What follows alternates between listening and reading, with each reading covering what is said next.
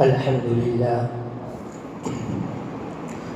لله نحمده ونستعينه ونستغفره ونؤمن به ونتوكل عليه ونعوذ بالله من شرور أنفسنا ومن سيئات أعمالنا من يهده الله فلا مضل له ومن يضلله فلا هادي له ونشهد أن لا إله إلا الله وحده لا شريك له ونشهد أن سيدنا وسندنا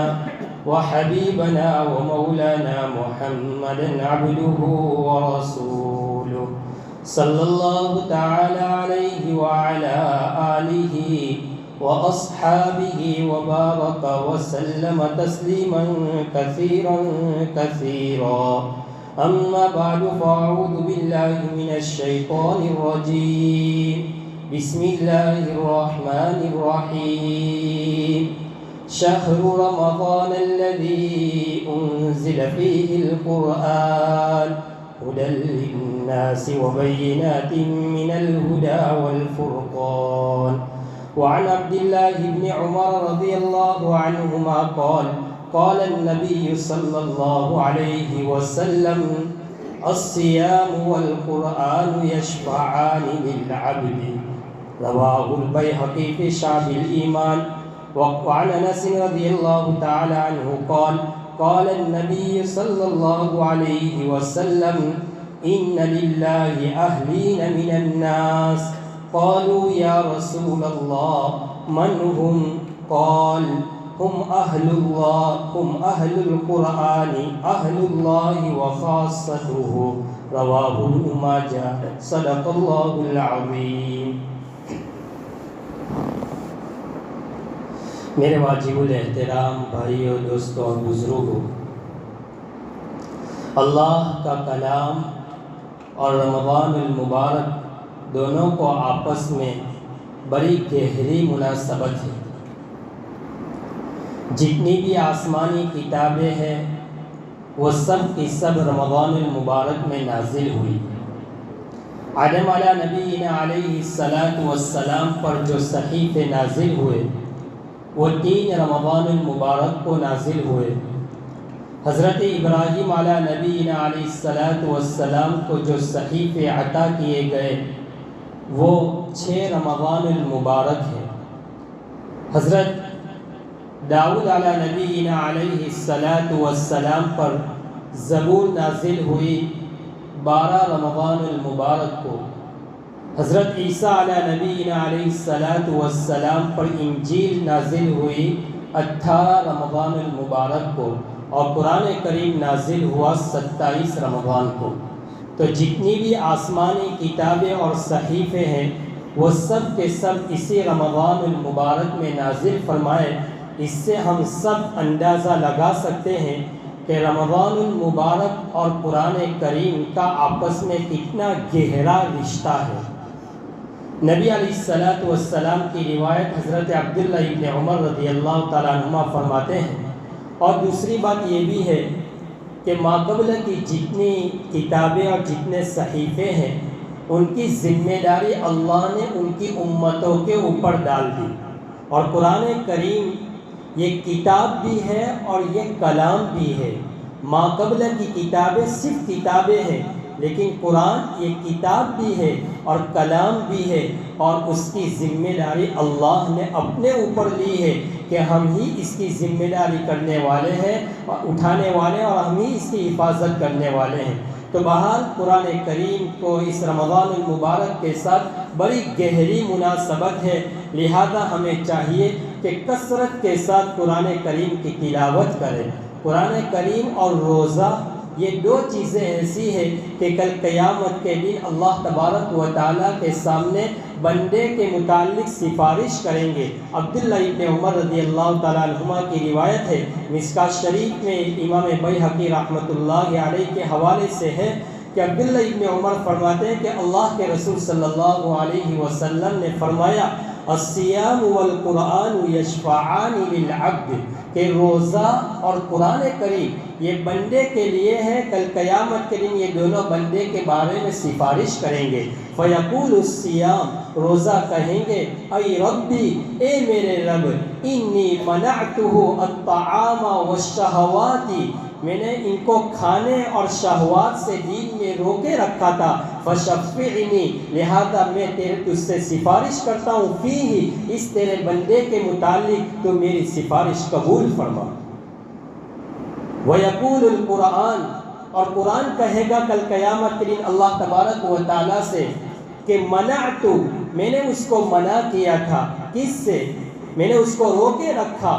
رات میں، النوم باللیل، رات میں سونے سے، تاکہ یہ رات میں قیام کرے، تراویح پڑھے، اور یہ رات میں نوافل پڑھے، تہجد پڑھے، میں نے اس کو سونے سے روکا رکھا تھا۔ فیشفعانی، دونوں کی سفارش قبول کی جائے گی،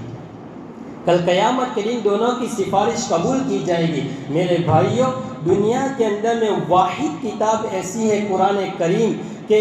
جس کے ماننے والے بہت زیادہ ہے، اور کوئی بھی کتاب دنیا میں ایسی نہیں ہے کہ جس کے اندر اتنی تاثیر ہو کہ کوئی اپنے مذہب کو اور اپنے عقیدے کو تبدیل کر سکے۔ انسان اپنے مذہب کے اوپر مر مٹنے کے لیے تیار ہو جاتا ہے، لیکن وہ اپنے دھرم کو چھوڑنے کے لیے کبھی تیار نہیں ہوتا، کسی مذہب کو وہ اختیار نہیں کرتا۔ اور کوئی کتاب قرآن کریم کے علاوہ ایسی نہیں ہے کہ انسان کے اندر میں ایسی تاثیر رکھے کہ وہ اس کو پلٹ کر رکھ دے، لیکن قرآن کریم کے اندر میں اللہ نے ایسی تاثیر رکھی ہے کہ جو شخص سچے دل سے اس قرآن کریم کی تلاوت کرتا ہے، اللہ اس کی زندگی کی کایا کو پلٹ دیتے ہیں۔ علامہ ابن اسیر جزری رحمۃ اللہ علیہ نے اسد الغابہ فی معرفت الصحابہ میں حضرت عمر رضی اللہ تعالیٰ عنہ کا واقعہ جو بہت مشہور ہے نقل کیا ہے کہ حضرت عمر رضی اللہ تعالیٰ عنہ جا رہے تھے، راستے میں نعیم بن عبداللہ سے ملاقات ہوئی، تو نعیم بن عبداللہ نے فرمایا کہ کہاں جا رہے ہو؟ نعوذ باللہ، فرمایا اللہ کے رسول کو قتل کرنے کے لیے۔ فرمایا پہلے تم اپنے بہنوئی اور اپنی بہن کی بھی خبر لے لیا کرو۔ وہ وہاں گئے اور گھر کو دستک دی اور دیکھا کہ اندر میں پڑھنے کی آواز آ رہی تھی۔ جلدی جلدی حضرت عمر رضی اللہ تعالیٰ عنہ کی بہنوئی اور بہن نے وہ جو قرآن کریم کے اوراق تھے اس کو چھپا رہے تھے، فرمایا بے تحاشا اپنے بہنوئی کو مارا اور اپنی بہن کو مارا، یہاں تک مارتے رہے کہ بہن کے جسم سے خون بہنے لگ گئے۔ حضرت عمر چونکہ اس وقت اسلام نہیں لائے تھے، لیکن ان کو ترس آ گیا، رحم آ گیا، فرمایا مجھے بھی بتاؤ کہ وہ کیا لکھا ہوا ہے، وہ کیا پڑھ رہی تھی تم؟ فرمایا تم ناپاک ہو اور ناپاکی کی حالت میں اس کو نہیں چھو سکتے ہو۔ فرمایا پہلے غسل کرو۔ حضرت عمر نے غسل کیا، پھر ان کے سامنے قرآن کریم سورہ طٰہٰ کی آیتیں پڑھی گئی، طٰہٰ ما انزلنا علیک القرآن لتشقى الا تذکرۃ لمن یخشی۔ جب یہ آیتیں پڑھی جا رہی تھی، حضرت عمر رضی اللہ تعالیٰ عنہ کی آنکھوں سے آنسو بہہ رہے تھے۔ فرمایا مجھے بھی مسلمان کرا دو۔ تو کہنے کا مطلب یہ کہ حضرت عمر رضی اللہ تعالیٰ عنہ کی ہدایت کا جو سبب اور ذریعہ بنا، ایک تو نبی کریم صلی اللہ علیہ وسلم کی دعا تھی، اور دوسری چیز قرآن کریم کی یہ تاثیر تھی کہ جس نے عمر رضی اللہ تعالیٰ عنہ کی کایا کو پلٹ دیا۔ محدثین لکھتے ہیں کہ پہاڑ کو اپنی جگہ سے ہٹانا یہ آسان تھا، چہ جائے کہ حضرت عمر رضی اللہ تعالیٰ عنہ کو اسلام کی طرف اس کو لانا اور عمر کا اسلام قبول کرنا یہ اس سے زیادہ کٹھن اور دشوار تھا۔ بہرحال میرے بھائیوں، تو قرآن کریم کے انوار، قرآن کریم کے تلاوت کے اوپر اللہ کے انوارات برستے ہیں، اور روزہ رکھنے سے روزے دار کے چہرے پر ایک قسم کا نور ہوتا ہے، اور اس کے اوپر اللہ تبارک و تعالیٰ کی رحمتیں برستی رہتی ہے۔ تو قرآن کریم اور رمضان المبارک کا آپس میں بڑا گہرا رابطہ ہے۔ اسی وجہ سے رمضان المبارک کے شروع ہی میں اللہ کے رسول صلی اللہ علیہ وسلم کے پاس حضرت جبرائیل علیہ نبی علیہ السلام آتے تھے اور آپ قرآن کریم کا دور فرماتے تھے، اس طرح اتنا اہتمام کرتے تھے۔ عائشہ عائشہ صدیقہ رضی اللہ تعالی عنہ فرماتی ہے کہ ایک مرتبہ اللہ کے حبیب علیہ الصلاۃ والسلام میرے پاس رات میں تشریف لائے اور فرمایا اذن لی یا عائشہ، یا عائشہ آپ مجھے اجازت دیجیے تاکہ میں اپنے رب کی عبادت کروں۔ حضرت عائشہ صدیقہ رضی اللہ تعالی عنہ فرماتی ہے کہ اللہ کے رسول صلی اللہ علیہ وسلم کھڑے ہو گئے اور آپ قرآن کی تلاوت کرتے جا رہے تھے اور آپ کے آنکھوں سے آنسو بہ رہے تھے، اور اس طرح آواز آ رہی تھی جس طرح انسان کے آنکھوں سے اور پانی کے قطرے کے ٹپکنے سے زمین پر کیسے آواز آتی ہے، نبی اکرم صلی اللہ علیہ وسلم کے اس طرح آنسو کے ٹپکنے کی آواز آ رہی تھی، اور فرمایا پورا مصلی آنسوؤں سے تر اور گیلا ہو چکا تھا۔ تو قرآن کریم کے اندر میں ایک تاثیر ہے، قرآن کریم کے ایک برکات ہے۔ جو انسان سچے دل سے قرآن کریم کو سنتا ہے، پڑھتا ہے اور اس سے لذت محسوس کرتا ہے، اللہ اس کی زندگی کے سارے مسائل کو حل کر دیتے ہیں۔ ہمارے اکابرین میں کیسے کیسے لوگ گزرے ہیں کہ ایک رات میں ایک آیت میں پوری رات گزار دی۔ نبی کریم صلی اللہ علیہ وسلم ایک مرتبہ رات میں تلاوت کر رہے تھے، اچانک یہ آیت سامنے آ گئی، ان تعذبهم فانهم عبادك وان تغفر لهم فانك انت العزیز الحکیم۔ اسی ایک آیت کریمہ میں پوری رات گزار دی۔ فرمایا ان تعذبهم فانهم عبادك، آپ کہہ رہے اللہ تبارک و تعالیٰ کو، اے باری تعالیٰ اگر آپ اپنے بندوں کو عذاب دے، ان تعذبهم فانهم عبادك، اگر آپ انہیں عذاب دے تو یہ آپ کے بندے ہیں، وان تغفر لهم، اگر آپ نے انہیں بخش دیا، فانك انت العزیز الحکیم، تو آپ زبردست حکمت والے ہیں۔ تو قرآن کریم تو یہ ہے کہ ہمارے اکابر نے ایک آیت میں پوری رات گزار دی۔ تو قرآن کریم ایک ایسی کتاب ہے کہ انسان اس کو جب بھی پڑھتا ہے، یہ قرآن کریم ہمارے سامنے نیا اور بالکل نیا لگتا ہے اور نئے طریقے سے ابھر کر سامنے آتا ہے۔ انسان جس نیت سے پڑھتا ہے اللہ اس کی ضرورت کو پوری کر دیتا ہے، اللہ اس کی ضرورت کو پوری کر دیتا ہے۔ حضرت امام ابو حنیفہ رحمۃ اللہ علیہ کے متعلق لکھا ہے کہ آپ رمضان المبارک میں قرآن کریم کے 63 مرتبہ قرآن کریم کا ختم فرماتے تھے، ایک قرآن دین میں، ایک رات کے اندر میں، اور فرمایا 3 قرآن تراویح میں پڑھتے تھے۔ اور امام ابو حنیفہ رحمۃ اللہ علیہ کے سامنے ایک مرتبہ قرآن کریم کی آیت آ گئی، وَامْتَازُوا الْيَوْمَ أَيُّهَا الْمُجْرِمُونَ، اے مجرموں آج الگ ہو جاؤ۔ پوری رات پڑھتے رہے۔ امام ابو حنیفہ کا مقام کتنا بڑا ہے آپ جانتے ہیں، یہ کوئی معمولی آدمی نہیں ہے، بہت بڑا آدمی ہے امام ابو حنیفہ رحمۃ اللہ علیہ۔ آپ کے متعلق علامہ سیوطی علیہ رحمہ نے لکھا ہے ایک واقعہ کہ ایک مرتبہ امام صاحب رحمۃ اللہ علیہ راستے سے جا رہے تھے، کسی نے زور سے تھپڑ رسید کیا، فرمایا میں بدلہ لے سکتا ہوں لیکن میں نہیں لے سکتا، میں پولیس کو کیس کر سکتا ہوں، بتا سکتا ہوں، لیکن میں ایسا نہیں کر سکتا، میں رات کی تنہائی میں مصلی کے اوپر کھڑے ہو کر اس کے لیے بد دعا کر سکتا ہوں، لیکن میں ایسا ہرگز نہیں کر سکتا۔ اگلا جملہ جو ہے اللہ وہ ہمیں بھی نصیب فرمائے، وہ دل وہ قلب ہمیں بھی نصیب فرمائے۔ اگلا جملہ جو امام ابو حنیفہ رحمۃ اللہ علیہ نے فرمایا، کل قیامت کے دن رب کریم نے اگر میری بخشش فرما دی، مجھے معاف کر دیا، تو فرمایا میں تجھے تلاش کرنے آؤں گا کہ تو کہاں ہے، اور تیری بخشش کرواؤں گا اور تجھے جنت میں ساتھ لے کر جاؤں گا۔ میرے بھائیوں، آج ہمارے دلوں سے یہ چیزیں ختم ہو گئی، ہمارے دلوں سے آپسی محبت، آپسی چیز یہ سب کچھ ختم ہو گیا۔ اللہ ہمارے دلوں میں آپسی محبت، مودت نصیب فرمائے، امت کو خیر خواہی کے ساتھ لے کر چلنے والا جذبہ نصیب فرمائے۔ تو بہرحال امام ابو حنیفہ رحمۃ اللہ علیہ کا مقام تو بہت بڑا مقام ہے، جن کے پاس عبداللہ ابن مبارک جیسے محدث نے پڑھا، جن کے پاس امام ابو یوسف رحمۃ اللہ علیہ جیسے فقیہ اور محدث نے پڑھا، جن کے پاس محمد بن حسن الشیبانی جیسے لوگوں نے پڑھا، اتنا بڑا امام صاحب ہے۔ کسی نے ایک مرتبہ امام صاحب سے پوچھ لیا کہ اے میدان کارزا ہو اور دشمن آمنے سامنے اور تیر کے اوپر تیر مار رہے ہو، اور فرمایا میں نے اپنے بچاؤ کے لیے ایک مسلمان کے بچے کو اپنے سامنے کر لیا، تو کیا اس طرح کرنا صحیح ہے یا نہیں ہے؟ فرمایا آپ اس کو اپنے سامنے کر سکتے ہیں، اگر وہ دشمن اس مسلمان کے بچے کو اپنے سامنے کر دے تو کیا میں تیر مار سکتا ہوں کہ نہیں مار سکتا؟ فرمایا ماریے، اگر مسلمان کا بچہ مر جائے گا تو شہید ہو جائے گا، اور اگر اس کافر کو لگ گیا تو تیرا کام بن گیا۔ اس نے پھر پلٹ کر سوال کیا کہ اگر اس نے ہمارے نبی کو سامنے کر دیا تو کیا اب میں اس کو تیر مار سکتا ہوں کہ نہیں مار سکتا؟ امام ابو حنیفہ رحمۃ اللہ علیہ نے فرمایا کہ جب نبی موجود ہو تو پھر مجھے سوال کرنے کی کیا ضرورت ہے، نبی ہی کو پوچھ لیجئے۔ یہ اشارہ تھا کہ نبوت کا سلسلہ ختم ہو گیا، اب دنیا میں نبوت کا سلسلہ نہیں ہے، یہ اشارہ کر دیا۔ میرے بھائیوں، اس سے ہمارے اکابرین اور محدثین نے یہ مسئلہ نکالا ہے کہ ایسا سوالات کیجئے جو زندگی میں کبھی کام آنے والے ہو، کبھی پیش آ سکتے ہو، ایسے سوالات کیجئے۔ ایسے سوالات نہ کریں جو کبھی زندگی میں پیش بھی نہ آ سکتے ہو، ایسے سوالات نہ کریں۔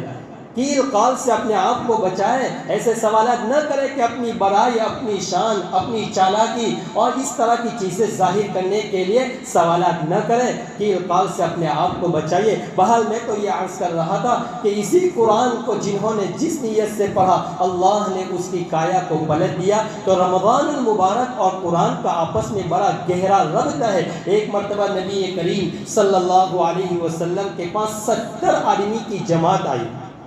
70 آدمیوں کا قافلہ آیا، اور انہوں نے فرمایا کہ اللہ نے آپ کے اوپر جو نازل کیا وہ ہمیں پڑھ کر سنائیے۔ نبی کریم صلی اللہ علیہ وسلم نے وہ آیت کریمہ پڑھی، وَإِذَا سَمِعُوا مَا أُنزِلَ إِلَى الرَّسُولِ تَرَىٰ أَعْيُنَهُمْ تَفِيضُ مِنَ الدَّمْعِ مِمَّا عَرَفُوا مِنَ الْحَقِّ۔ فرمایا یہ آیت جب آپ نے پڑھی تو ان کی آنکھوں سے آنسو بہنے لگ گئے۔ تو میرے بھائیوں، یہ ہے کہ قرآن انسان کے اوپر سچے دل سے پڑھے اور یہ اثر نہ کرے، ایسا نہیں ہو سکتا ہے۔ قرآن کریم نے پڑھا کہ قرآن کریم نے کہا کہ انسان جب پڑھے تو سچے دل سے پڑھے، اس نیت سے پڑھے کہ وجلت قلوبہم، کہ ہم قرآن پڑھے اور ہمارے آنکھوں سے آنسو بہنے لگے،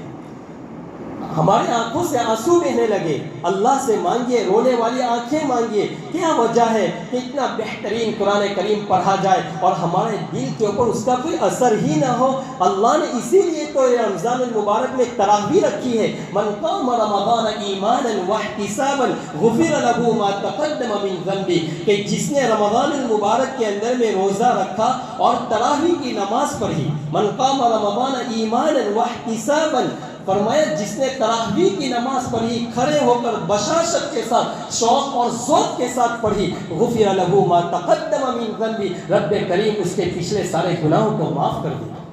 سارے گناہوں کو معاف کر دے گا۔ تھوڑا ہی تو وقت ہوتا ہے، اتنا بہترین قرآن کریم کی تلاوت ہو اور ہم اس میں بھی غفلت برتے۔ میرے بھائیوں، یہ اللہ کی طرف سے اس دل کے اوپر محرومی ہے، دھبا لگ چکا ہے، لعنت ہے ایسے دل کے اوپر کہ قرآن کریم کی تلاوت ہو اور ہمارا دل بالکل غافل پڑا ہو، ہم مسجد سے باہر ہو، مسجد کے باہر بیٹھے ہو اور ایک طرف قرآن کریم کی تلاوت ہو، ہماری زبان سے شور نکلے، باتیں نکلے۔ یہ تو کفار مکہ کا طریقہ ہے کہ جب قرآن کریم پڑھا جاتا تھا تو یہ لوگ آپس میں باتیں کرتے تھے، شور کرتے تھے تاکہ ان کے قرآن سنائی نہ دے اور اس کتاب کو ختم ہو جائے۔ یہ تو کفار مکہ کا طریقہ ہے، اور آج ہمیں کیا ہو گیا کہ انہی کے رسم و رواج اور انہی کے طور و طریق کو ہم اختیار کیے ہوئے۔ ایک مسلمان ہو کر اگر کلام اللہ کی اور رمضان المبارک کی بے حرمتی کرے تو افسوس ہے، افسوس ہے ایسے مسلمان کے اوپر کہ جن کے دل میں اس قرآن کی اتنی عظمت بھی نہیں۔ ارے میرے بھائیوں، اس دنیا میں ایسے لوگ گزرے ہیں کہ جنہوں نے اس قرآن کے ساتھ پوری زندگی کھپا دی، اس کی تشریحات میں، اس کی تفسیر کے اندر میں، اس کے معانی کے اندر میں اپنی زندگی کو کھپانا اپنے لیے باعث خیر سمجھا، انہوں نے باعث سعادت سمجھا اپنے آپ کو۔ اس امت میں ایک عورت گزری ہے، حضرت حفصہ بنت سیرین رحمۃ اللہ علیہ، فرمایا 40 سال تک اس عورت نے رات کے اندر میں قرآن کریم کی تلاوت کرتی تھی، دین کے اندر میں 15 پارے کی تلاوت کا اس کا معمول تھا، تہجد کی پابند تھی، اور پوری زندگی عید الفطر، عید الاضحیٰ اور اپنے ایام عذر کے ایام کے علاوہ پوری زندگی اس نے روزوں کے ساتھ گزاری۔ حفصہ بنت سیرین رحمۃ اللہ علیہ۔ میرے بھائیوں، امام شافعی رحمۃ اللہ علیہ رمضان المبارک میں 61 قرآن کریم ختم فرماتے تھے، امام بخاری رحمۃ اللہ علیہ 41 قرآن ختم کرتے تھے، حضرت مولانا یحییٰ صاحب رحمۃ اللہ علیہ اس رمضان المبارک میں روزانہ 2 قرآن کریم ختم کیا کرتے تھے۔ حضرت مولانا الیاس صاحب فرماتے تھے کہ میری والدہ محترمہ روزانہ 40 پارے کی تلاوت کرتی تھی۔ تو میرے بھائیوں، وہ کام کرنے کے ساتھ اس طرح کرتے تھے۔ حضرت شیخ زکریا رحمۃ اللہ علیہ نے اپنی بچیوں کا تذکرہ کیا کہ میری بچیاں گھر کے کام کاج کے ساتھ روزانہ 20-25 پارے کی تلاوت کرتی ہیں، اور شیخ کے وہاں تو خانقاہ چلتی تھی اور کتنے بڑے بڑے اکابر آتے تھے، فرمایا سب کچھ کام کاج کے ساتھ میری بچیاں اتنے پارے پڑھ لیا کرتی تھی۔ تو میرے بھائیوں، اللہ نے جو یہ رمضان المبارک کا مہینہ عطا فرمایا مجھے اور آپ کو، اس کو غنیمت سمجھے، اس کا احترام کریے۔ بعض مرتبہ احترام اور عظمت کی وجہ سے اللہ ہماری ہدایت فرما دیتے ہیں، ہماری مغفرت فرما دیتے ہیں، اور بعض مرتبہ اس کی بے حرمتی کرنے سے اللہ ایمان سے بھی ہمیں محروم کر دیتے ہیں، ایمان سے بھی محروم کر دیتے ہیں۔ جنہوں نے زندگی پر جو مسلمان نہیں تھے لیکن رمضان المبارک کا احترام کیا، اس کے عظمت کا خیال رکھا، اللہ نے اس کو ایمان کی توفیق دے دی، اور دنیا سے جانے سے پہلے انہیں ایمان کی حالت میں انہیں موت نصیب فرمائی۔ نزہۃ المجالس میں، شاید اس سے پہلے کسی وقت میں نے یہ واقعہ بھی ذکر کیا تھا کہ نزہۃ المجالس میں واقعہ لکھا ہے کہ ایک مجوسی نے رمضان المبارک سے پہلے اپنے بچوں کو جمع کیا، اور اس کا ہمیشہ کا یہ معمول تھا، اور اس نے اپنے بچوں کو کہا کہ دیکھو مسلمانوں کا پوتر مہینہ آ رہا ہے، لہذا اس کی بے حرمتی نہ کرنا، ان کے روزوں کی بے حرمتی نہ کرنا، بازاروں میں گھر کے باہر نہ کھانا۔ ایک مرتبہ وہ مجوسی اپنے گھر کے کام کاج کی وجہ سے بازار گیا اور اپنے بچے کو دیکھ لیا کھاتے ہوئے، اس نے زور سے اس کو تھپڑ مارا اور گھر لے کر آ کر اس کی برابر پٹائی کی۔ فرمایا اس کا انتقال ہو گیا، کسی نے اس کو خواب میں دیکھا کہ اس مجوسی تو جنت میں گھوم رہا ہے، تو اس نے پوچھا کہ کیا وجہ ہے، جنت تو مسلمانوں کی ہے اور آپ جنت میں، آپ تو مجوسی تھے۔ فرمایا اللہ نے مرنے سے پہلے ایمان کی توفیق دی تھی، اللہ کو میرا وہ عمل بہت پسند آیا کہ میں نے رمضان المبارک کے احترام میں اپنے بچے کی پٹائی کی تھی، اللہ کو میرا یہ عمل پسندیدہ اور محبوب لگا، اللہ نے اسی کے اوپر مجھے ایمان کی توفیق دی اور اسی کے اوپر میری مغفرت فرما دی۔ میرے بھائیوں، ایک مسلمان ہو کر رمضان میں بھی اگر روزہ نہ رکھے، رمضان میں بھی کھلے عام، پہلے تو کچھ چھپ چھپا کر کچھ پی لیتے تھے، بیڑی سگریٹ وغیرہ، اب تو کھلے عام کرتے ہیں، کوئی دیکھ رہا ہے، کوئی کچھ نہیں، اب تو دلوں سے سب اللہ کا خوف نکل چکا ہے۔ میرے بھائیوں، اللہ کے سامنے حاضر ہونا ہے، اس زندگی کا سوال ہوگا ہمارے سامنے اور ہمیں اس کا جواب دینا ہے، عن عمرہ فیما افناہ، کہ اس جوانی کو کہاں گوایا تھا۔ تو میرے بھائیوں، اللہ نے یہ رمضان المبارک کا مہینہ عطا کیا ہے، خوب کثرت کے ساتھ قرآن کریم کی تلاوت کیجیے اور قرآن پڑھیے اور اپنے دل کو حاضر رکھ کر پڑھیے کہ میرا رب کیا کہہ رہا ہے۔ آپ کو سمجھ میں نہیں آ رہا ہے پھر بھی پڑھیے۔ امام نووی رحمۃ اللہ علیہ مسلم شریف کی شرح میں کہتے ہیں کہ جب قرآن پڑھے تو ہماری آنکھوں سے آنسو بہنے لگے، اگر آنسو نہ بہے، اگر ہماری آنکھوں سے آنسو نہ نکلے تو اس نہ نکلنے پر روئیے کہ ہمارے دل کو کیا ہو گیا کہ اللہ نے اس نعمت سے مجھے محروم کر دیا، اس کے اوپر بھی آپ روئیے۔ تو میرے بھائیوں، اللہ کے حبیب علیہ السلام کی ایک روایت جو میں نے پڑھی اس کا میں ترجمہ کر دیتا ہوں، ابن ماجہ شریف کی روایت ہے، حضرت انس رضی اللہ تعالیٰ عنہ فرماتے ہیں ان للہ اہلین من الناس، کہ لوگوں میں اللہ کے کچھ خاص بندے ہیں۔ تو صحابہ نے کہا قالوا یا رسول اللہ، صحابہ نے کہا اللہ کے رسول من ہوں، وہ کون ہے؟ تو اللہ کے حبیب نے فرمایا ہم اہل القرآن اہل اللہ و خاصتہ، فرمایا وہ قرآن پڑھانے والے ہیں، وہ اللہ کے خاص ہیں اور اللہ کے نزدیک ہے، لہذا قرآن کو پڑھیے، قرآن کو سینے سے لگائیے۔ حضرت عمر رضی اللہ تعالیٰ عنہ جب قرآن کو پڑھتے تھے تو کہتے ہیں ھذا کلام ربی، ھذا کلام ربی، ھذا کلام ربی، پھر اس کو چومتے تھے، اپنے سر پر رکھتے تھے اور کہتے ھذا کلام ربی، اور پھر اس کو کھول کر